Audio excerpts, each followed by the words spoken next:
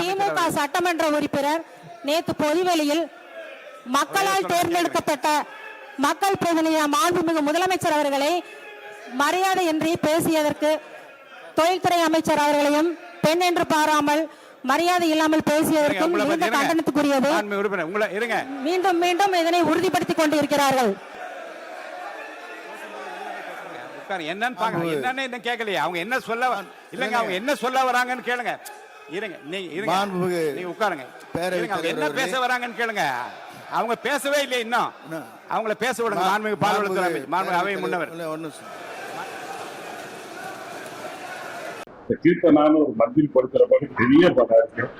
நீங்க செஞ்ச சத்தியமா நாங்க கடுப்பு இங்க நம்ம செஞ்சதான் அவன் சொல்றான். நாங்க தான் 3 நாள்ல எல்லாடி சொல்றான்.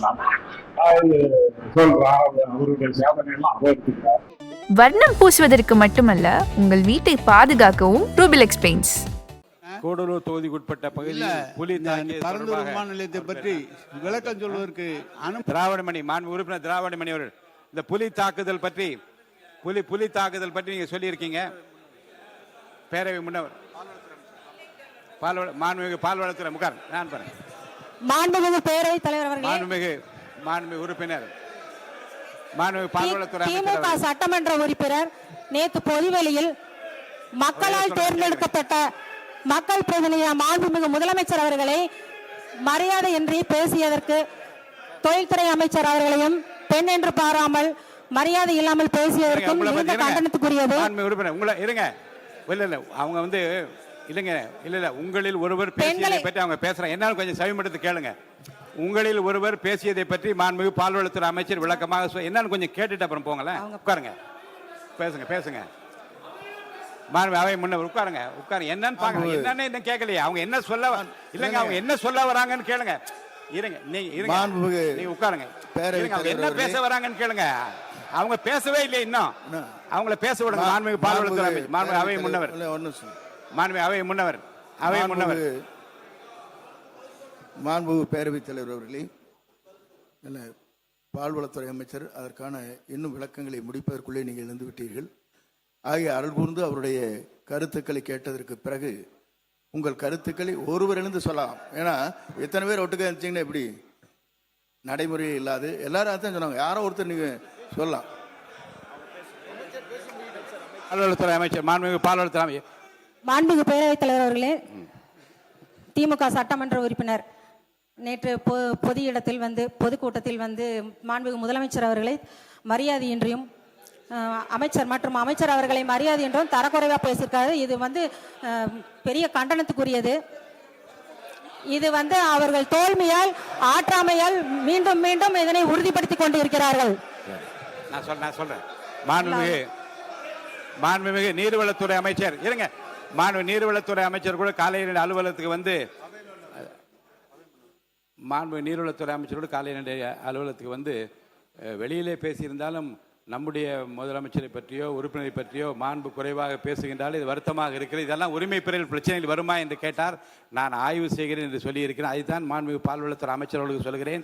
நீங்கள் கூறிய பிரச்சனைகளும் வெளியிலே பேசிய பேச்சுக்கள் நம்முடைய மாண்பை குறைப்பதாக இருந்தாலும், தனிநபருடைய மாண்பை குறைப்பதாக இருந்தாலும் சரி, பொறுப்பில் இருக்கக்கூடிய அமைச்சருடைய மாண்பை குறைப்பதாக இருந்தாலும், அவையின் மாண்பை குறைப்பதாக இருந்தாலும் எப்படி இருக்கிறது என்பதை நான் படித்து பார்த்து பேசியதை கேட்டு ஆய்வு செய்து நல்ல முடிவு எடுப்பேன்.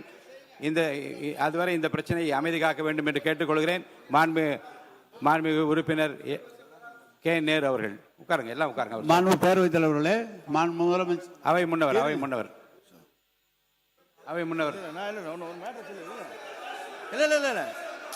ப்ளீஸ் இருங்க, நான் முடிக்கிறேன். பாலை பற்றி ஒரே நிமிஷம் முடிச்சுக்கிறேன். மாண்புமிகு எதிர்கட்சி தலைவர், முன்னாள் முதலமைச்சர் மற்றும் சட்டமன்ற உறுப்பினர் இங்கே பால் உற்பத்தியாளருடைய நிலைகளை குறித்து இங்கே பேசினீர்கள். அமைச்சர் அதற்கான விளக்கங்களை சொன்னார்கள். கருணையுள்ளம் படைத்த நம்முடைய தமிழக முதலமைச்சர் அவர்கள் விவசாயிகள் என்று சொன்னாலே அவருடைய துயரங்களை துடைக்க வேண்டும் என்பதுதான் நம்முடைய தலையாய கடமையாக இருந்து விவசாய சங்கத்தை அழைத்து பேசியவர் நம்முடைய முதலமைச்சர். ஆகவே இது போன்ற பால் உற்பத்தியாளர் தங்களுடைய போராட்டத்தை வாபஸ் பெற்றுக்கொண்டு விரைவில் அவரோடு பேச்சுவார்த்தை நடத்தலாம் என்று கூறியிருக்கிறார்கள். அதுவும் நடைபெறும். மாண்பு உறுப்பினர் கே நேரு அவர்கள். மாண்பு உறுப்பினர், நீங்கள் பேசும்போது ஒன்று சொல்லிடுறேன். எந்த காரணத்தை முன்னிட்டும் அவையில் அறிக்கை ஒன்று மாண்பு முதலமைச்சராலோ அமைச்சர் பெருமக்களால் சமர்ப்பிக்கப்படுகிற போது விதியின் கீழ் எந்த விவாதமும் கிடையாது. 110 விதியின் கீழ் சமர்ப்பிக்கப்பட்ட அறிக்கைக்கு எந்த விவாதம் கிடையாது. அது குறித்து பேசுவதாக இருந்தால் அனுமதி இல்லை. வேறு விஷயங்களை பற்றி பேசுவதற்கு நான் அனுமதி அளிக்கிறேன். வேண்டாம். இல்லை, அது 110 விதியின் கீழ். மாண்பு பேரவைத் தலைவர் அவர்களே, ஏற்கனவே அரசால் முடிவு செய்யப்பட்டு இடங்களெல்லாம் தேர்வு செய்யப்பட்டு மாண்பு உறுப்பினர் அனுமதி இல்லை. இல்லை இல்லை இல்லை, அனுமதி இல்லை. கூடலூர் தொகுதி இல்லை, இது அனுமதி இல்லை. இல்லை, விவாதமே இல்லை. அதை பற்றி எந்த விளக்கம் கேட்டால் இன்னொரு உறுப்பினர் சொல்ல விரும்புவார். அனுமதி இல்லை. மாண்பு உறுப்பினர் கூடலூர் தொகுதிக்குட்பட்ட பகுதியில் புலி தாக்கியது தொடர்பாக மாண்பு எதிர்க்கட்சி தலைவர் மற்றும் திரு தலவாய் சுந்தரம், மாண்பு உறுப்பினர் திரு கணேஷ்குமார், மாண்பு உறுப்பினர் டி ராமச்சந்திரன், மாண்பு உறுப்பினர் கா மாரிமுத்து, மாண்பு உறுப்பினர் போஜராஜன், மாண்பு உறுப்பினர் செல்லசுவாமி அவர்கள் இங்கே ஏற்கனவே 55 விதியின் கீழே அறிக்கை ஒன்று கொடுத்திருக்கிறார். மாண்பு உறுப்பினர் போஜராஜன் அவர்கள். மாண்பு உறுப்பினர் போஜராஜன், புலி தாக்குனதை பற்றி சொல்லுங்க. புலி உங்க ஊர்ல எப்படி தாக்குது, அதனால் ஏற்பட்ட விளைவுகளை பற்றி விளக்கமா சொல்லுங்க.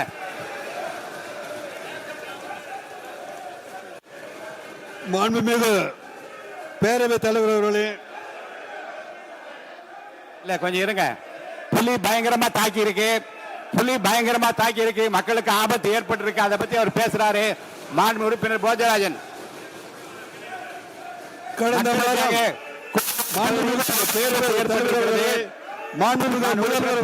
பேசுறது கொஞ்சம் கேட்போம். கடந்த வாரம் நீலகிரி மாவட்டத்தில் மாண்பு உறுப்பினர் போஜராஜன் பேசுங்க. கடந்த வாரம் நீலகிரி மாவட்டத்தில் கூடலூர் பகுதியிலே மாண்பு உறுப்பினர்களுக்கு விதியை படித்து விட்டேன். இந்த விதிப்படி தான் நடப்பேன். மாற்றம் கிடையாது. நீங்கள் எதிர்த்து குரல் கொடுப்பதாக இருந்தால் தாராளமாக நீங்க வெளியே சென்று குரல் கொடுக்கலாம். அவைக்குள்ளே நான் இதை அனுமதிக்க முடியாது. மாண்பு உறுப்பினர் போஜராஜன் பேசுறீங்களா? அவை முன்னவர்.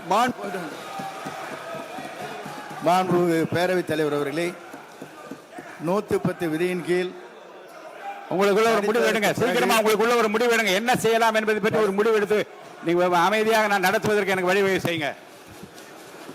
அவை முன்னவர். 110 விதியின் கீழ் முதலமைச்சர் அவர்கள் அறிவித்ததற்கு பிறகு என்றைக்குமே அது விவாதம் செய்து மாண்பு உறுப்பினர் அவை முன்னவர். வாங்க வாங்க வாங்க வாங்க. கொஞ்சம் மாண்பு புலி அவை காவலர்கள் அதிகமான குரல் கொடுக்காம இல்லைங்க. மாண்பு அமைதியா நீங்க இருங்க. இல்ல நீங்க அவை காவலர்கள் குரல் கொடுக்காம அவங்களை போக சொல்லுங்க. மாண்பு திராவிட முன்னேற்ற கழக உறுப்பினர் தன் தொகுதியில் ஏற்பட்டுள்ள புலிகள் தாக்கியதால் ஏற்பட்டுள்ள அபாயம் குறித்து பேசுகிறார். மாண்பு உறுப்பினர் திராவிட முன்னேற்ற கழக உறுப்பினர்களை பேச அழைக்கின்றேன்.